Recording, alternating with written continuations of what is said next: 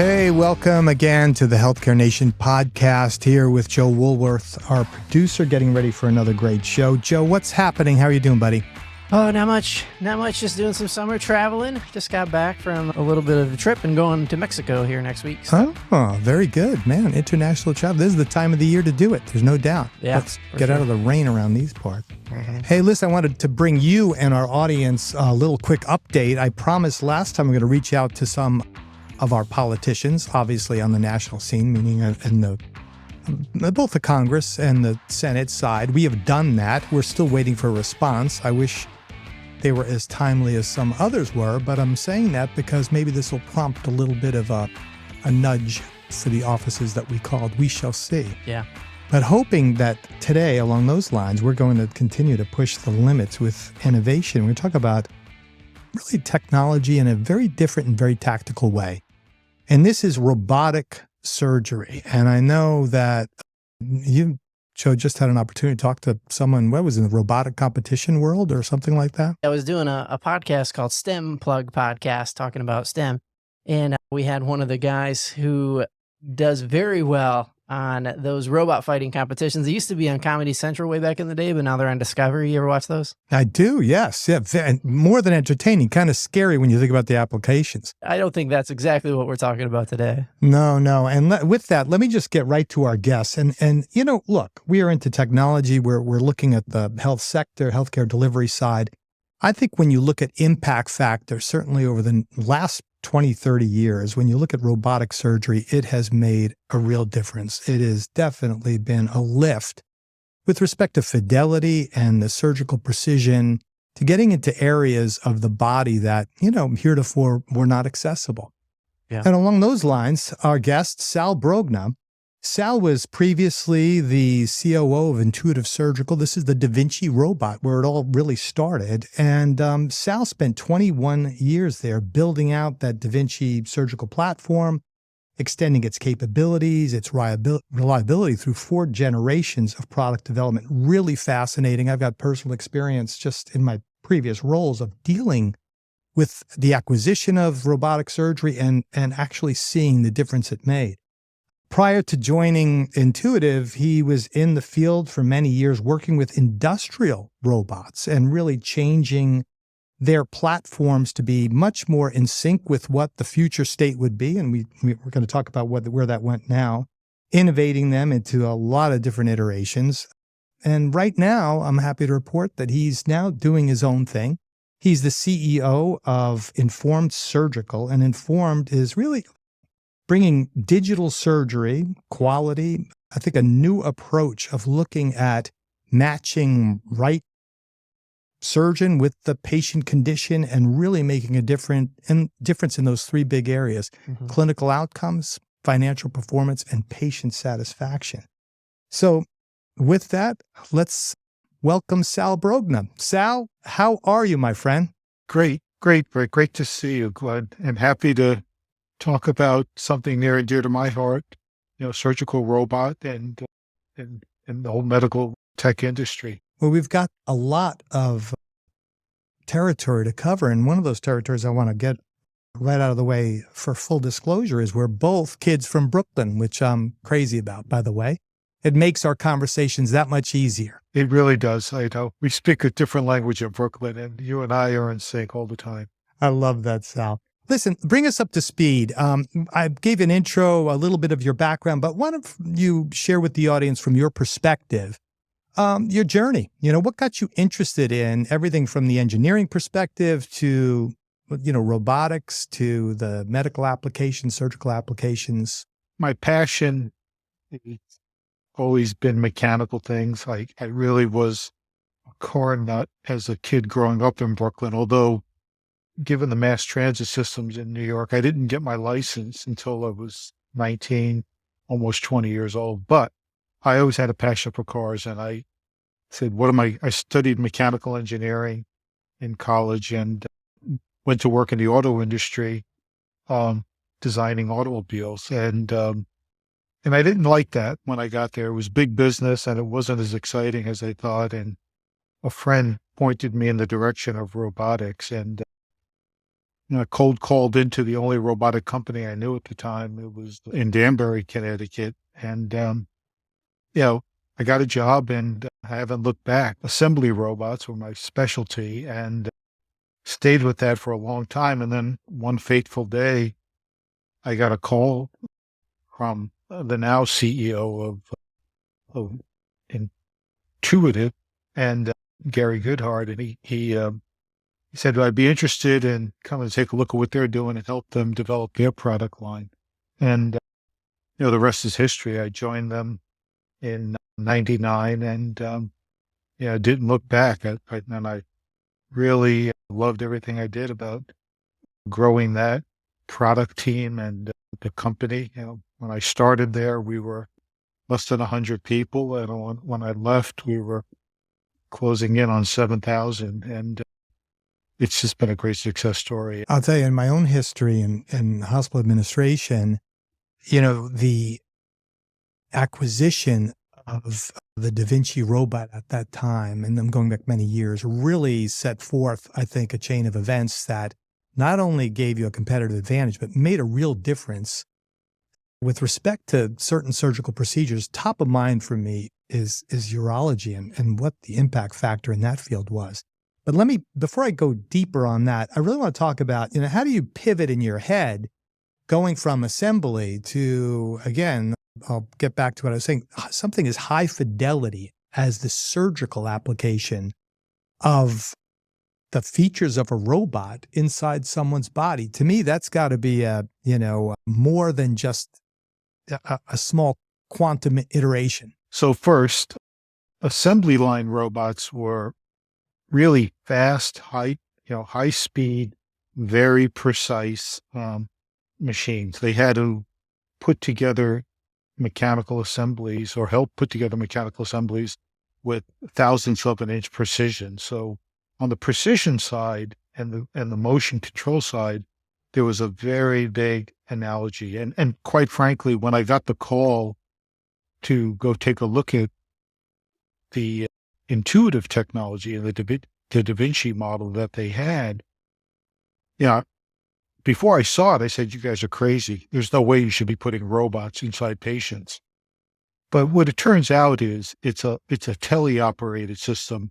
It steals robotic technology, motors and software tools that are very similar, but it's different in that the robot doesn't move unless the surgeon's hands move.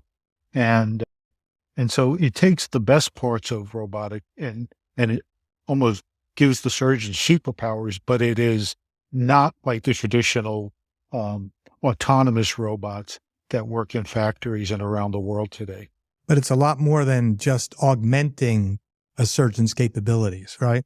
When you combine the 3D vision and the zoomed in vision and the tremor reduction, it does. It gives, in a way, we like to say it gave the surgeon superpowers. It also offered up this other area of digital information, and it became an information gathering device that we could use that data to help surgeons get better. And it kind of led us to developing simulation tools that surgeons can practice on to improve their skill sets. As we saw the data that the digital platform presented, we were able to give them guidance on how to sharpen their surgical skills or their eye-hand coordination kind of techniques. Yeah, and I want to get back to the data piece and the acquisition of that very rich set of information. But first I want to ask you, I think this would be helpful for a lot of folks in the audience who are, early stage startups or in technology. Why don't you tell us and elaborate on some of the challenges you faced during the early development of the XI? This was a next-gen version, and I'm sure everything from getting your internal stakeholders on board to, getting this out into the hands, for lack of a better term, of the surgeons in the market. Tell us a little bit about that, Sal. The XI was really a fourth generation product. I had started the design iteration, and the first iteration was Da Vinci S, and then we went to the SI. But the S and the SI were kind of applied to the same market segments that you mentioned. We kind of started looking at cardiac and didn't get traction there. We didn't have enough of capability. So ultimately, Da Vinci, got a foothold in urology and then gynecology. And those earlier generation products were really adequate for that because you were working in a very localized area. But as we wanted to expand the capabilities and the markets that we could present to, we realized we needed more capabilities in the system. And that was what the XI was. When we said we were going to focus our eyes on the general surgery market, we knew that the current products weren't good enough.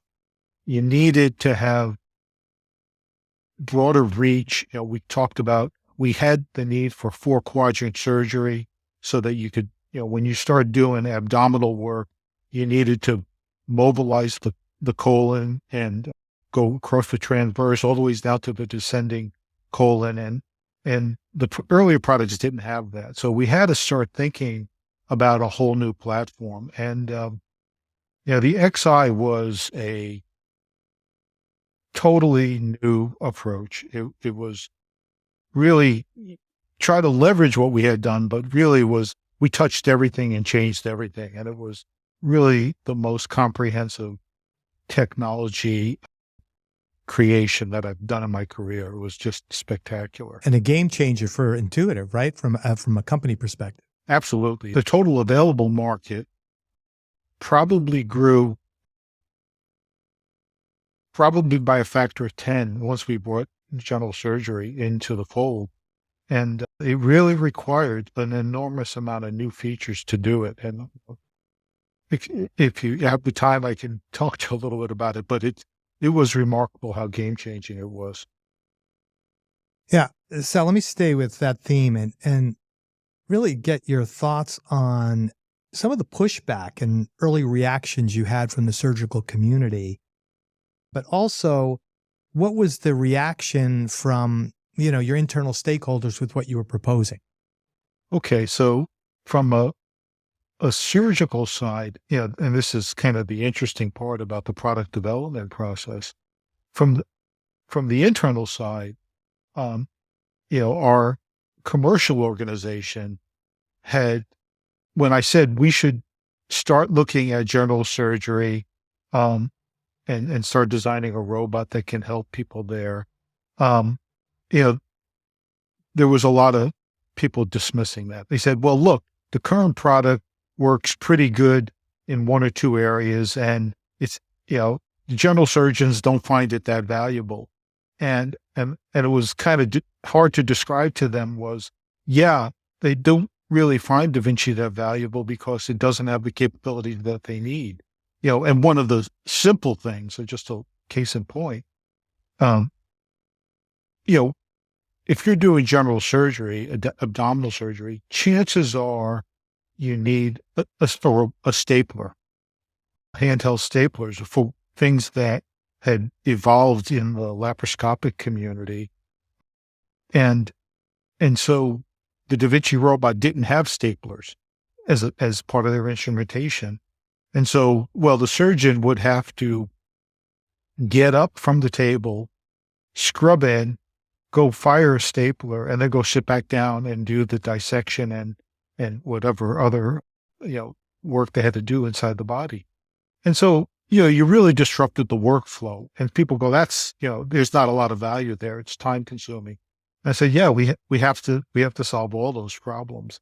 And, the other part of it, which was kind of an interesting story, was, if you needed to move the table in surgery, with Da Vinci docked to the patient, you'd have to disconnect the robots, move the patient, then reconnect the robots. And you just were disrupting the whole workflow. And so, based on my industrial robotics experience, I said, we can design the system so that it could have all the range of motion, all the features that the doctors like, and we can make the table move interoperatively without having to disconnect the arms. And people looked at me like I was crazy because they said, yeah, you're going too far. And I knew, because we had digital technology and motion control and all my experience in robotics and what we could do on the industrial side, that it was possible to connect it all. Now, we had to find new supply chains and everything to give us a fully electric drive OR table that had the precision consistent with the precision we were developing in the Da Vinci robot. But, that was a big thing to bite off, and people thought the goal was too big. And, but I had a great team that we started to hire, recruit in, and I thought it was achievable. And as it turns out, it was. But it sounds like it was essentially a forklift of the original, right? When you think about just what you did with the XI, what were the critical success factors? Even if you look at historically where the company came from and where you brought it to with the XI, what were those, 2 or 3 things, Sal, that stood out where you said, this allowed us to get early adoption, believers, the kind of outcomes we needed?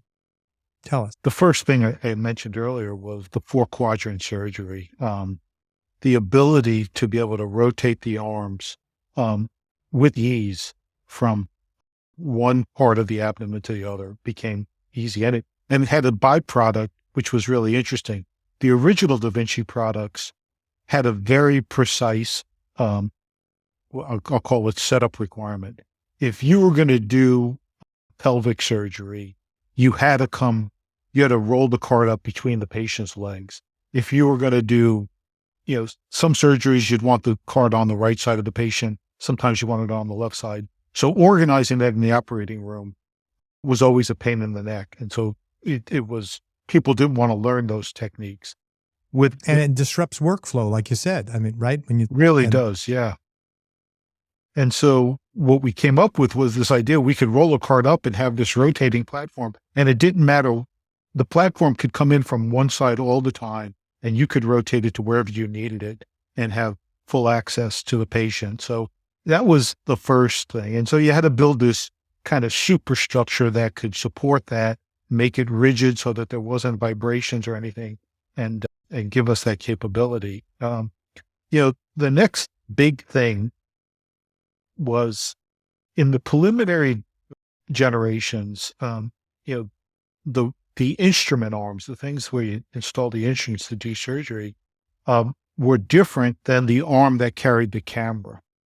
And that also led to another workflow problem where ultimately Da Vinci has 4 robotic arms, and one arm carries the camera and you can drive it around and see inside the abdomen. The other 3 arms were kind of swappable. So if you wanted to do a surgery where you needed a right hand and a left hand, and you had a third assistant arm that could help you with retraction, you had to decide in the earlier generations whether you're going to put 2 arms on the right side or 2 arms on the left side. Well, when we went to a generic instrument arm, it didn't matter. You could put the camera in any arm you wanted. And so if you needed to switch from 2 arms on your right side to 2 hands on your left side, it was just a matter of picking the camera up and swapping it in a different port. And that led me to the next really big development is if you want to have this kind of convenience of being able to jump from port to port with a camera, the camera had to be the same diameter as the instruments. And the original camera endoscope system we had was a 12 millimeter diameter port, and the instruments are all 8 millimeter. So we had to develop an 8 millimeter stereoscopic camera system. And what that meant was we had to design our own camera chips. Before, we were buying off-the-shelf cameras. They went on the back of the endoscope, and we designed the endoscope. Now that all had to be thrown out. We had to start from scratch down to the very basic silicon wafer design of a camera head that had 3D vision, two cameras and an 8.5 millimeter package. And, that was a revolutionary development in endoscopy. And so that kind of gave us the ability to do all this port hopping. We added things. The other thing that became important, last part of this was, the original Da Vinci had instruments of a certain length, X. When we went to the S and the XI, we knew patients were getting bigger and we needed to make instruments longer. And there was a great debate in the company whether we can make them longer because, bore you with the physics, but the inertial properties of waving a longer instrument around at the end of an arm became a challenge. But we found a way to do it 2 inches longer. And as you can see by driving around the country, Americans weren't getting smaller. And when we started to get into the abdomen, and especially some of the bariatric surgeries, we needed even longer instruments. And so we had to extend the instrument length again by 2 inches. So we had now grown the instrument length by 4 inches. To do that required a re-architecture of the instrument. And the last piece of it was the original instrumentation was a 4 degree of freedom instrument. And when we started to get into general surgery, we needed to design our own line of staplers and vessel sealers. And that required us to add a 5th degree of freedom. And putting that drive system through the whole instrument arm was an amazing technical journey, a very complex development, but we ultimately did it. Again, it didn't look feasible at the time, but when we got done, it was a thing of beauty to behold, and it was well received by the market. Those audacious challenges and really coming up against something where you think, for so many different reasons, it looks like it can't be done, and then being successful is a real testament to what you, and from the engineering perspective, were able to, add with respect to value to so many folks' lives and to the surgeons who are performing the surgeries. Let's pivot, but I'm sure the thematics here are going to stick with innovation. And tell us about your new venture. You're the CEO of Intuitive Surgical. Share with me, with the audience, what the company's about, the mission, what you're trying to achieve. I started to learn about the variability in surgery, and kind of a interesting byproduct of being involved in the medical community for 20 years was you realized not all surgeons are created equal. And, when somebody in our family or friends needed surgery and they'd call me, I'd reach out to our advisor doctors or our clinical sales staff and say, who's the right person in this market to go see? Who would you send your family to? And it was always a specific assignment. It wasn't like, well, just go to anybody. And every time we sent them to them, they had great outcomes. And when I got to the point at Intuitive where I wanted to step back a little bit, I said, wouldn't it be nice if we could give everybody in the country that same access and tell them where the best surgeons are so they can have the best outcomes with the fewest complications and the fastest recovery? I said, is that possible? And that's what was sort of the genesis of Intuitive Surgical. And that's what we're trying to do today. Part of the forming ideas that sort of told me it was necessary was something I had mentioned a little bit earlier about the digital information that's coming off of Da Vinci. Da Vinci systems are connected, all of them around the world are connected back to headquarters so we can maintain performance and reliability on the systems. But as we're doing that, we're collecting data. And as an inside member of the company, I had access to a lot of data. And I had asked my data scientist, at one point, I said, just tell me, I was doing something with the operations team, and I was wondering why so many different instrument types were being ordered by customers. And I asked a simple question. I said, tell me how many different ways do urologists do prostatectomies around the world? Just instrument combinations. And in 2018, surgeons used the Da Vinci system for about 150,000 prostatectomies around the world. And what was shocking at the time was, and I didn't believe it when they first did it, I sent them back to go through the data again, was there was 2,400 different combinations of instruments that surgeons use to do the procedure. That's a lot of variability, Sal. So you say, well, then, you start looking at, well, what's the complication rate in surgery? And then you start connecting, as an engineer and a scientist and a businessman, you go, if I had that much variability on production line, the quality of the products I would produce would be terrible. You have to get to consistency and repeatability, and you have to have a way to have conversations with people about why you're doing it. And so long story short was, I knew that we could get access to Da Vinci data and we could start looking at the surgeons that both had high quality, and I'll get to that in a second, but had high quality, but had high experience as well. And you could look at the ones that had low variability, and usually the ones that had low variability were the ones that had the best outcomes. And it turns out that it's a very small percentage of the total surgeon population. And the thing that, as I started to get involved in the business, a friend and colleague sent me a book. He goes, you should read this book, Sal. This is kind of teaching the same principles that you're sort of trying to get after. There was a book called Peak by Anders Ericsson and Robert Poole. I have it here next to me. And it spoke about something that you hadn't thought about before, which was you could have knowledge of a certain subject matter, but it's not the same as having skill.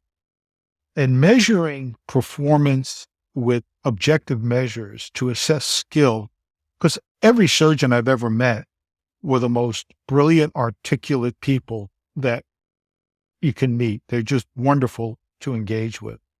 But then the question is, how good are their eyes and hands? And how good are their judgment and decision-making in surgery? And that's where, you start finding separation. I had this new idea of if I could take digital information and compare it with EHR data for outcomes, we could find the great surgeons fast, the ones that have consistent output, build a national registry, and offer that service to companies that are self-insured that are looking to give their employees the best healthcare with the fewest complications. And as it turns out, we're also getting into price transparency and things like that, and at the lowest possible cost. So there's a lot of information out in the medical community that is untapped and unused and not applied in the right way. And I figured if I could bring that all together with the Da Vinci data, I can bring a new awareness to the marketplace. And I think we can save the U.S. economy an enormous amount of money. We think surgical complications account for $200 billion of wasted healthcare spending each year in the U.S. If we could return just a small portion of that back to the U.S. consumer of healthcare, we'd be doing something really good for the marketplace. So that's where I'm going now. It's something I couldn't do from within Intuitive. The rules and regulations say as a medical device company, you can't, or for guidance and instruction, but as an independent technology company, we can. That's fantastic. Let me feed back a couple of things. What I'm hearing is reduce variability. Obviously, that crosswalks directly to better clinical outcomes, better financial performance, and also a better patient experience. But also what I'm hearing is you're going to take the best surgeons and, if I can characterize it this way, give them a path to make them better. And maybe the surgeons who aren't necessarily the best but are good, get them up to the top percentile. Is that, are you tracking with me on that? Does that sound like I'm feeding you back what some of the core principles Oh, here you're are? spot on. I think you said it better than I did. That was a great summary. I think in the end, the beautiful part of the story is if we build a national registry and we're going to have a learning site with surgical videos and training materials where the good can learn from the best and the good can join that group. And we can have this national conversation about what's the best approach and base it on objective data of outcomes. And so they can all see it. So I absolutely think we'll knock down all the barriers that exist today in healthcare among surgeons. Surgeons probably live, and you probably know it better than I do. They live in these small enclaves within a hospital institution, and it's hard for them to get out of their local surgical group and see the broader base. And we want to say it's not about the institution anymore, but let's get all surgeons communicating on a free and open platform so they learn from each other and they bring the best ideas forward and they measure it objectively with outcomes data that's going to be good. And the nice part about Da Vinci is, in addition to being Da Vinci, they have a great simulator training tool. And we could also recommend, exercises that the surgeons can do to improve their skill sets. Then they can also work with their members and they can get proctoring from these informed surgeons to sort of in surgery, give them guidance and help them with decision-making and judgment. So yeah, we're trying to raise the whole tide of surgeons and improve skills. I think it's a relative excitement once you have digital technology, access to the information that becomes available from devices like the Da Vinci systems. And Sal, let me get your thoughts on this. I'm a believer that individual agency over their own healthcare, particularly when you are stressed with going in your own pocket with high deductibles and the other challenges that just go with finding, as you said, the right surgeon, the right clinician, the right professional. You're pulling that together. Tell me about the model that you're at least initially thinking about and how that comports with what I just said in this new, I would say, more of a sense of individual empowerment, agency, and particularly in the employee space and employer space. Are you targeting that intentionally? Yeah, I've never engaged an industry that is as complex as the healthcare industry. It is, technically difficult. It's a language that so few speak, and the economics of it are basically unknowable. I think we finally are getting to the right point. But what was shocking to me, and I didn't realize it, was self-insured companies or commercial payers, people that have health care through their work, pay a dramatically different price for health care than the Medicare listed prices. And they can range from 1.5 times the Medicare rate to 5 times the Medicare rate. And what's also fascinating, you could be within one market and there could be a 300% variation for commercial payers on what they pay.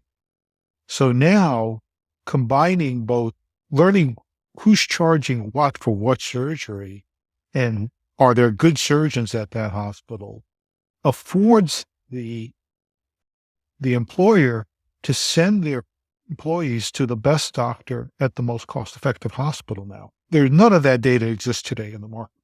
People have tried to do it.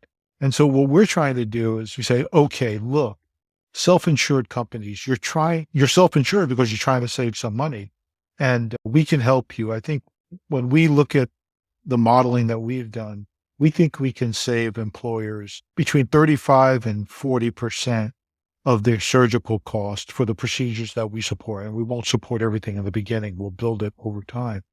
But it's a substantial savings. It's thousands of dollars of savings per surgery. And I think that's the place to start. It's going to be a big journey. There's no kidding ourselves, but it's the one that I'm really passionate about. I want to make healthcare be everything that it could be. And it's come so far and there's so much good technology out there. If we bring it together in this coherent way, we can really help people in a big way. I'm certainly not a surgical expert when it comes to robotic applications, but I would think that, an end state would be an employee has access to a panel of informed surgeons who leverage your informed way of doing things, leveraging robotic surgery, et cetera, And for the employer, because they go down that route and take that approach, they get back to work sooner, outcomes are better, patients are happier, and they save money. Absolutely. We have our clinical advisory board and the growing number of surgeons that want to join it. I mean, that's really one of the exciting parts about the business now, Rick, is when I first started to introduce the idea to surgeons, I wasn't sure if they were going to be willing to share their data and continually try to learn and improve. I thought I was kicking the hornet's nest, but all the surgeons we reached out unanimously have said, this is long overdue. It should have happened a long time ago. I'm 100% in. I want to join the informed approach, and I'll be happy to share my data with you. And in return, we'll send them patients. If they continue to have great outcomes, we'll give them some incentive pay for their hard work. And so we're really excited about that. I have to shift gears, for lack of a better metaphor, and go back to something you said early on about transportation and getting your driver's license, I think when you were 19 or 20, and also thinking about the nature of surgery. It's a high reliability, function. There's a lot of data. The access to data and leveraging that can really give you a competitive advantage. And in the world of competitive advantage, I also know that you are an avid car racer, not like me racing around town, but actually on the track. And I just want you to share your experience and your journey in professional auto racing and how you translate that to what you're doing, because I could see a lot of information that you would pick up in the track and everything that goes into, shaving off a second or two, probably being applicable in a surgical suite. It's remarkably similar. And by the way, I'm not a professional racer. I'm an amateur racer. The professionals clean my clock every time I go up against them.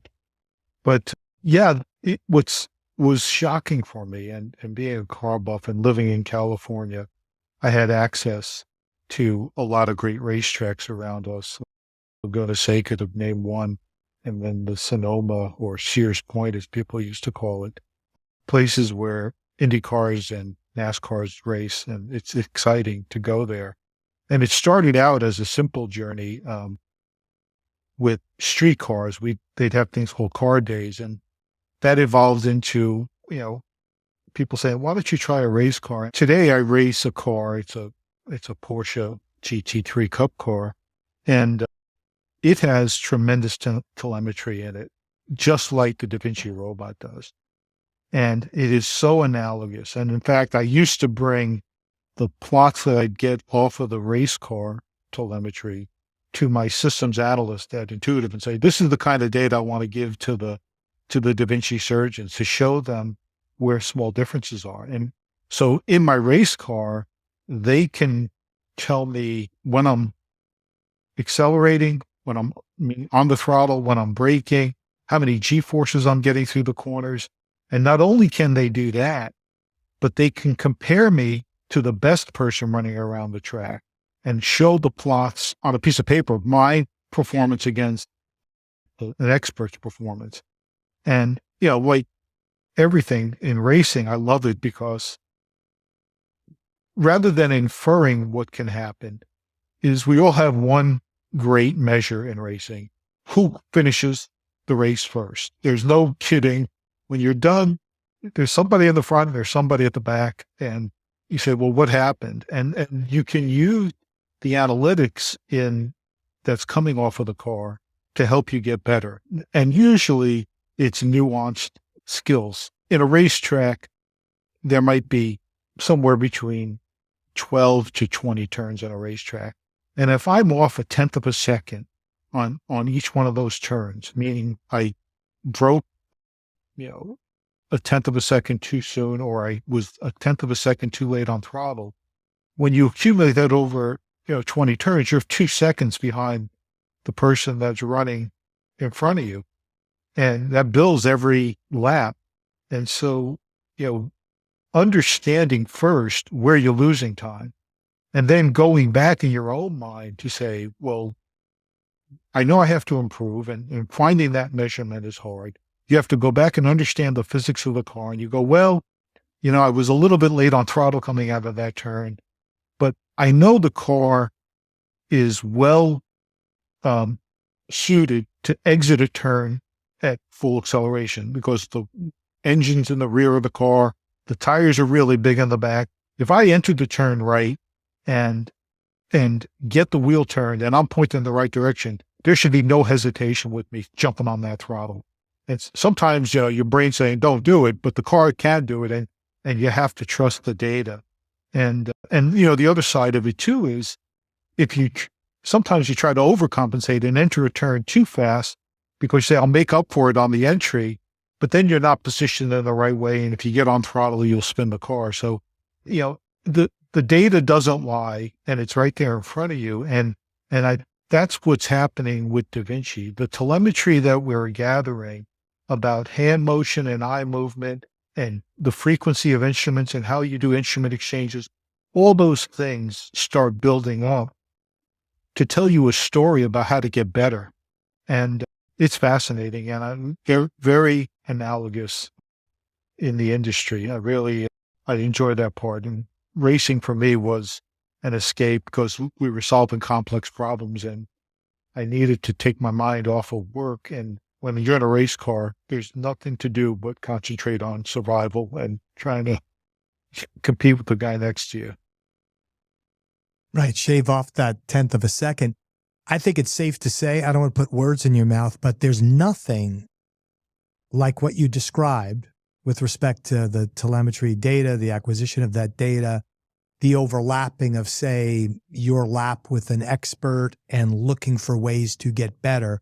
There's nothing that exists like that I know of in the surgical world right now. And that is what Informed Surgical is going to bring to the table. We've been fortunate to be able to partner with Intuitive and when surgeons and institutions give us permission, there's a lot of legal transactions that have to happen. But once they give us access to the data, we can help them all become better surgeons and track things. And the kind of cool part about it too, and I just want to say this because I know people get wrapped up in technology and they think it can solve every problem.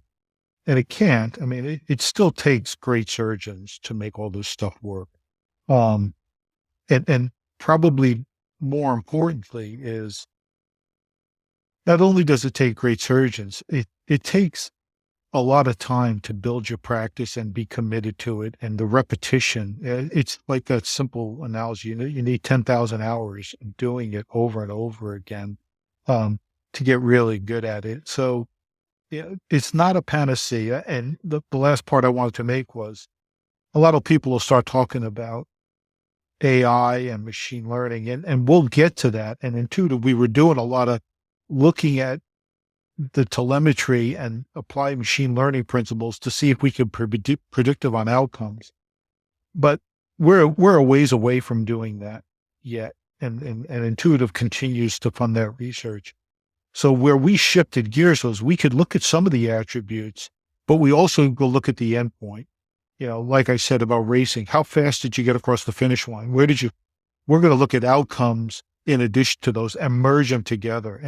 And heretofore, that's never been done in the industry and it hasn't been available to anyone. So I'm excited about that new approach and that objective measure and not subjective measure that has existed in the industry and surgical community for the last 100 years. We're going to change that all now. You're starting, I would think, obviously in the soft tissue space. That's where Intuitive Da Vinci is. Thoughts about going into musculoskeletal? I just think about joint replacement, the aging population, as well as other areas where you really need that content expertise, ophthalmology, neurosurgery. Yeah, absolutely. I can't wait to get into the orthopedic space. I think there's great companies like Stryker that have the Mako robot that are helping with knee and hip replacement. I think they afford the same type of information. There's data being brought to the surface. And I don't know if people are using it effectively today, but it has the same, form factor and information that Da Vinci has. I know Medtronic has nasal robots that are helping with spine, and I got to believe that the data from them is as rich as the data from Da Vinci. So yeah, and I'm on the board of a few companies that are developing technologies either in spine or in ophthalmology, so that technology is going to become available. So I think the world will transform to this rich environment where there are technologies assisting the surgeon that are bringing information that are helping to find better quality of care. And I see the world coming together in a world where patients are recovering in less than half the time that they do today with fewer recurrences. And so I'm really excited about it. And I think we're going to tap into an enormous new opportunity in the next few years. Well, Sal, this has been a great conversation. I love your history, particularly having so much of my early career looking for ways to have a competitive advantage, and having the Da Vinci and intuitive, robotic platform be part of that. And now seeing what you're doing with Informed Surgical, which really gets to the heart of, I hate to say good to great, but and all surgeons are great.